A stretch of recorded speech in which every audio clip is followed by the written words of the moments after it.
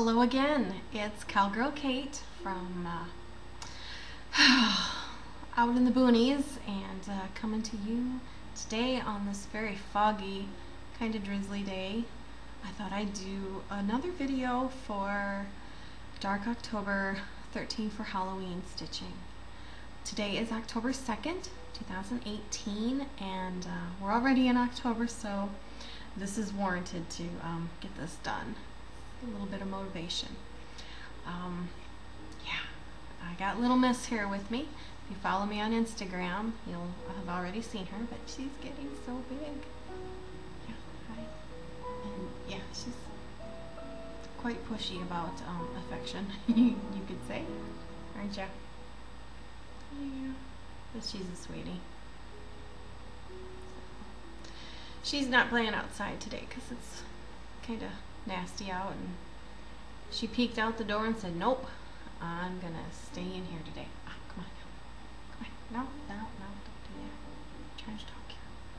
Good. So anyway, yeah, Miss is doing good. The little babies are sleeping in their box. Would you stop? Are sleeping in their box, so hopefully everybody stays quiet through the duration.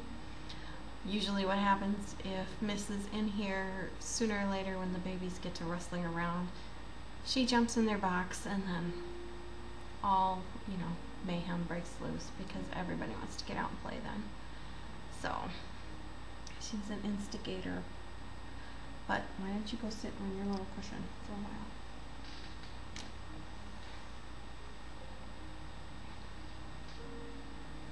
Hopefully she behaves for a bit.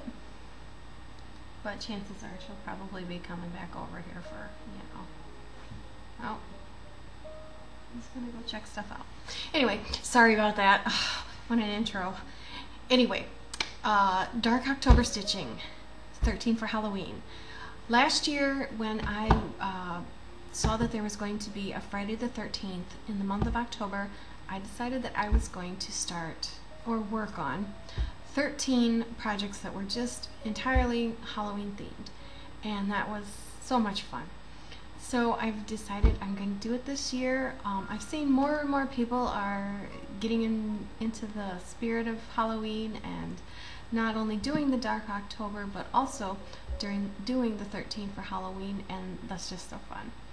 So without further ado, let's see what has made the queue for the lineup for my 13 for Halloween. To start things off, there is this one, and there is its information. Ghoul Tidings. It is from this magazine, and I have changed some things for it. I wasn't so, I can get this up here. Everything's backwards in the video, sorry.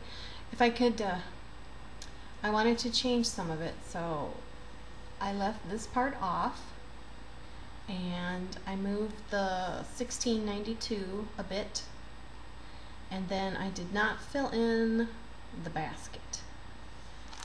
The colors I used were just colors that I had on hand. And a lot of them are Old Willow stitchery, which has been discontinued for several years, but I have a bunch of those threads that I just picked up on clearance, so I thought, well, I'll use them for these little projects. But here is the finish, and I'm so happy with it. It's just so fun, and every time I look at it, I can't help but laugh because I'm happy that my cats will do their business in a box, and this little witch broke hers to drive. I mean, they're pulling a cart loaded down with pumpkins. Call me impressed.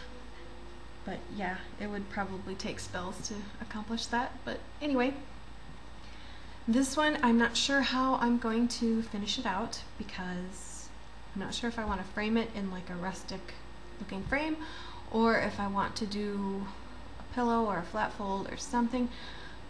I'm just going to set it aside for now until I have more time to think about it, and who knows. I'm hoping that by Halloween inspiration will have struck and I'll have some way of displaying it, but we'll see. So that was my kickoff. That was my kickoff for Dark 13. And I had to find a replacement project, which is fun because that means I get to start something else. The next project that I started, had started last year, these are all previous works in progress, is this one. Get it in there right. Potions, Brews, and Spells. And it is from this magazine.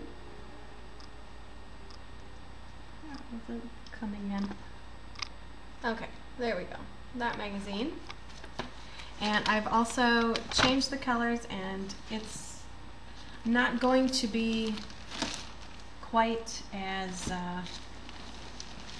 monochrome, I want to say, because that one's got gray and purple on it.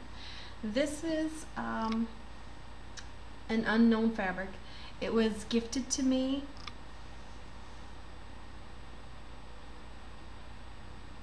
thank you, Evelyn. No, not Evelyn. You know, my brain has been in such a fog these last few months. I can't keep my own stuff straight. My apologies. Oh, I feel terrible. But I think it was. I think that's the right name. I can see your face, but man, I suck at remembering names.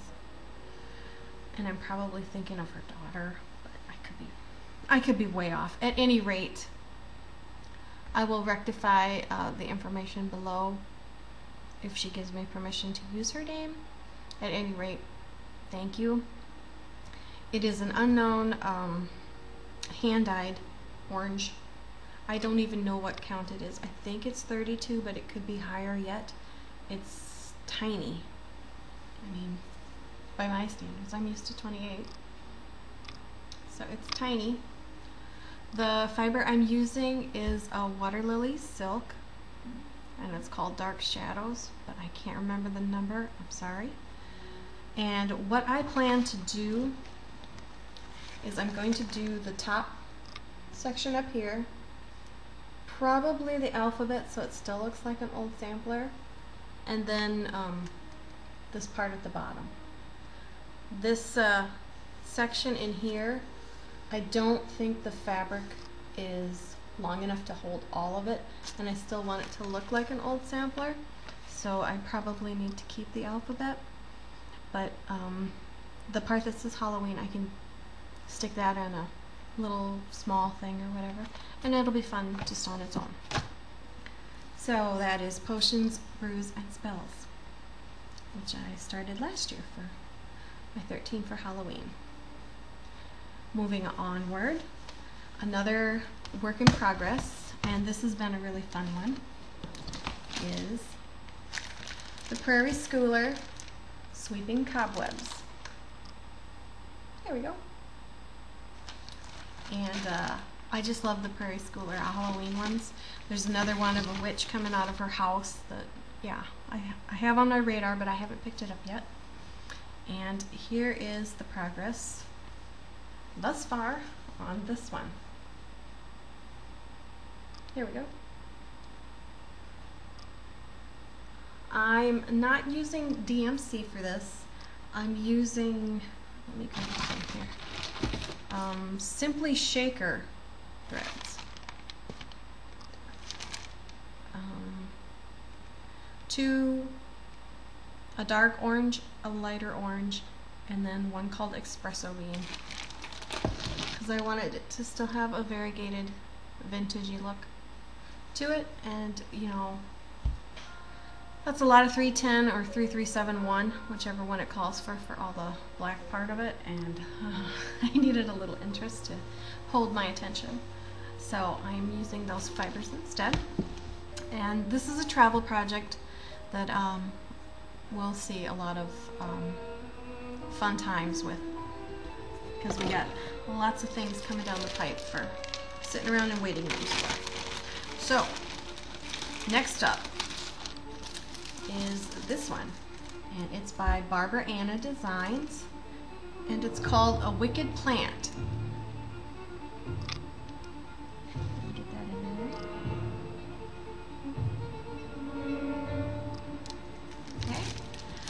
did not get very much started on this. In fact, I think I need to get some of the, I need to get the black fiber yet. And there's a lot of that, so. Alexa, stop. Sorry about that, I forgot that was even running. So, this just has just a little teeny tiny start to it. And the fabric is one that I've dyed myself. I think I used coffee on this one. And I didn't bake it though, but I don't plan on washing it at the end anyway. And I just wanted, it was white, I just wanted it to look old. So that was my coffee dyeing experiment. And that one will be seeing some more attention as soon as I can get the rest of the fibers for it. This one is fun. It's called Something Wicked by La Di Da. And I'm not sure, oh hey, how cool is this? It actually has a label on it. Here's the fabric information. Okay, and here is what I have done so far. And I've changed everything on this one. So it is being done. I know the black is a water lilies.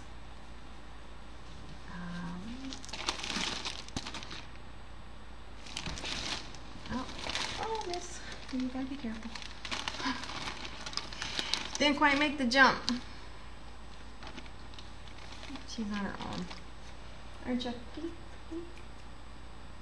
Yeah, see? She's on her own. Let's see. Here are the fibers. It is frog legs. How appropriate for a Halloween one. And rainy day is the purple. The black is coal water lilies. It looks like I need to get another one. There you go. I need to get another one of those to finish this up. And I should probably do that soon because I don't want dye lot issues and I'll have to blend it if they're weird. So, I'll do that. Next up is this little tiny one, which is a lot of fun. And it's called The Candy Corn of Mischief. And this was gifted to me by Phyllis, who is a very dear, wonderful friend. Phyllis, if you're watching, thank you. It's been started. It was started last year, and sadly, all I have is just this little bit of it done. But now that Halloween season is back out, why it's time to see some progress on these things and you know, just revel in the season. My kids are too big or, you know, too cool to enjoy Halloween, like trick-or-treating. They're obviously too big for that, but they're not into Halloween, you know, like they were when they were younger. So how I celebrate Halloween now is I just stitch it out. You know, we used to go all out for the costumes and trick-or-treating and going places and Halloween parties and so forth, but you know, those days are kind of passed on, and so I still love Halloween, so now I stitch it out. Another whimsical little design is by Waxing Moon, and I was so fortunate as to meet the lady of Waxing Moon at the Stitchery Nook Retreat. It turns out she was a visitor for the time we were there in July. So if you are ever in Osage, Iowa, that store has so many of the Waxing Moon models. It's so inspiring. You would love it. And this is what it looks like. Jacks are wild. And it's just so fun. I just love this pattern. But I don't have a whole lot done on it because, like I said, it was just a start. How sad. There's just an outline of a pumpkin and it ain't even, you know, and ain't even finished with the outlining. But you know, Halloween's back. It's time to revel in it. So this one will see some more time and attention again. And this one is Cottage Garden, and it is Halloween Sampler. This is one of my favorites. I love it. And I'm trying to remember what the fabric is, but this is all that I have finished for this. All I know about it is a silk weaver.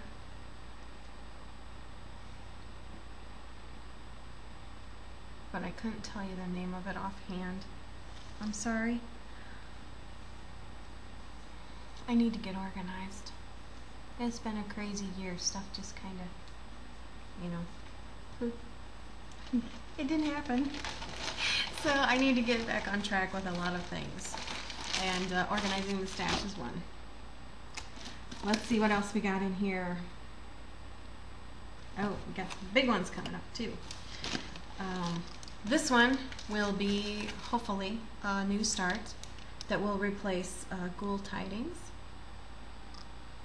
It is that one. There we go. And the fabric I have for it is a 28 count Sandcastle, so it's very, you know, neutral, aged looking, and I got that much figured out. I just need to go through stash to see if I got some threads. I'm thinking some of the ones from Ghoul Tidings will work for this, and then I won't have to spend so much and use those things up that I got sitting around. So I just need to go digging through my stash before I run down to the store. Another one that's going to be lots and lots of fun is Lavender and Lace, and this is Celtic, let's see, it's Celtic Autumn, but I have changed her into a conversion for Seween. And this is what she looks like currently. Last year I was just starting to figure out some of the beads. Look at that. I can't see what I'm doing, I'm sorry. Here we go. There. Just trying to figure out some of her beads down along the side. So chances are when I get this one going on a frame again, I'll probably be figuring out more of the side borders and getting those final little details worked out so that I can actually say, yeah, I got it all sorted, and I can post the information if people are interested in doing that conversion as well. That's my plan anyway. You know what they say about plans? Well, they kind of run amok with me sometimes. Another one that I am really looking forward to is Brunhilde. And this is what she looks like. Oh gosh, this is difficult because everything is backwards. There we go. Brunhilde. She is done by yours truly. I the Magpie by Kate on Etsy. She's available there if anybody happens to be interested. And I'm currently stitching the model of her, but the pattern is released. And here is what she looks like.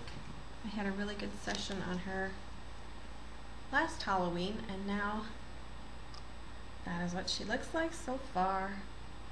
And this year I would like to get more of her dress and maybe start some beads, because that's my favorite part, is working on all the beads. And yeah, she'll be fun to display once we get that far, you know.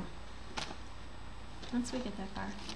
Now that I know a little more about framing tricks and how to do it professionally, that's a game changer.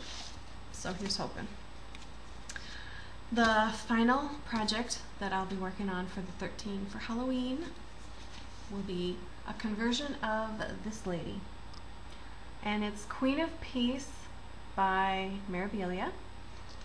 Only I'm doing it as a conversion for Annabelle Lee, just because that's one of my favorite Edgar Allan Poe poems, and Stevie Nicks has a song about it, and it's just one of those tragic, you know, love stories. I'm not much into horror, but I do love goth and, you know, femme fatale and that sort of thing. And here is what she looks like so far. So she does not look very much like the picture on the chart anymore.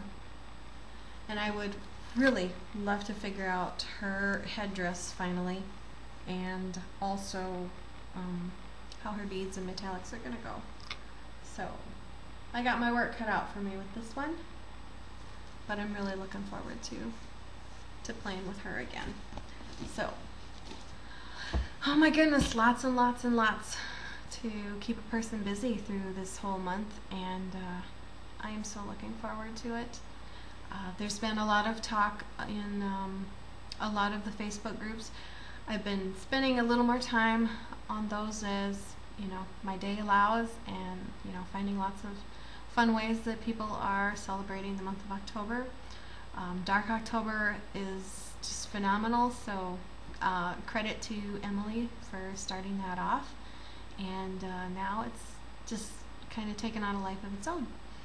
So many people are doing different versions of Dark October and 13 for Halloween that it's so fun.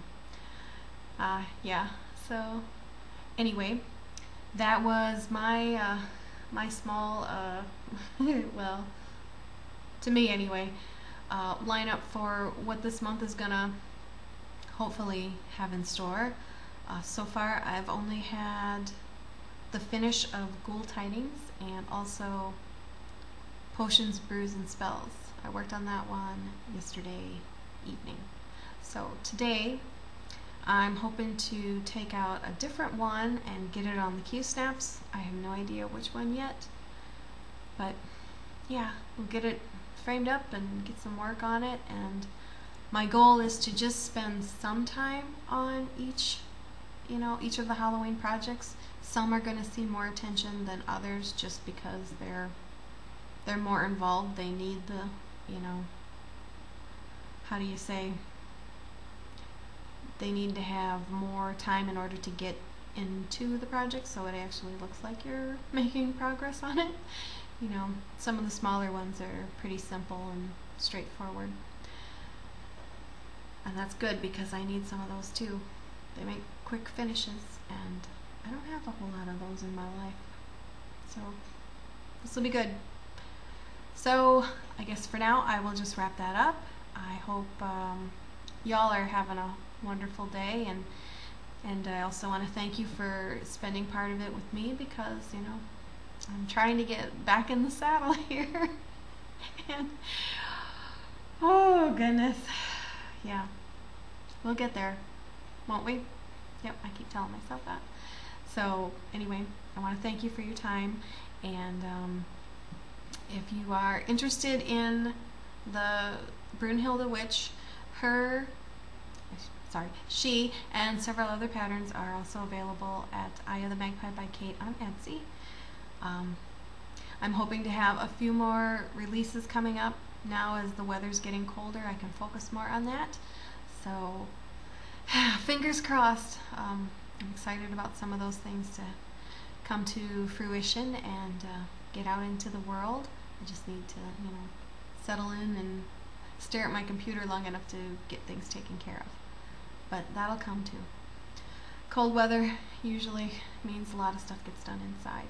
So anyway, I'll bid you all adieu and take care of yourselves, and I will see you all very soon. Thanks. Bye.